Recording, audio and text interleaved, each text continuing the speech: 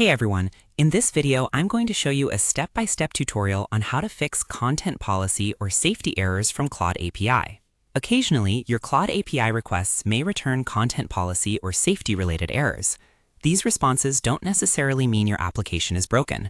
In many cases, they occur because the prompt is ambiguous, lacks sufficient context, or is formatted in a way that the model interprets as potentially unsafe.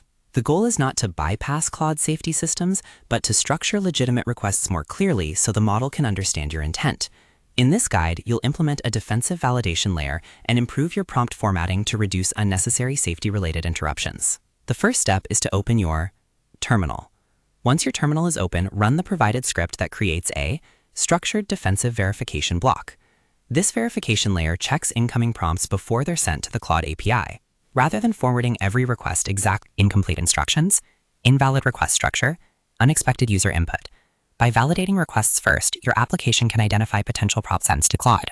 After implementing the verification block, test your application using a variety of prompts to confirm that legitimate requests continue to work as expected. If you're still encountering safety-related responses for requests that should be allowed, the next step is to improve the prompt itself. Return to your terminal. Run the provided script that demonstrates a clean prompt formatting layout.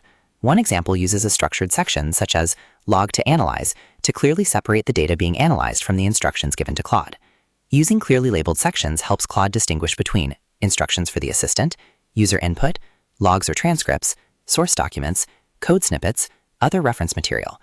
For example, instead of mixing instructions and raw data together in a single block of text, organize them into clearly defined sections so Claude can more easily understand the purpose of each part of the request. This structured approach can reduce confusion and improve the consistency of Claude's responses. After updating your prompt formatting, save your project and test your application again. You may find that requests which were previously unclear now produce the intended response simply because the instructions are more explicit and better organized. To summarize, reducing content policy or safety-related errors begins by implementing a structured defensive validation block that validates prompts before they are sent to the Claude API. Next, improve the clarity of your requests by using the provided structured prompt format, such as separating reference material into clearly labeled sections like log to analyze. This makes it easier for Claude to distinguish between your instructions and the content you want it to analyze, reducing unnecessary ambiguity and improving response consistency.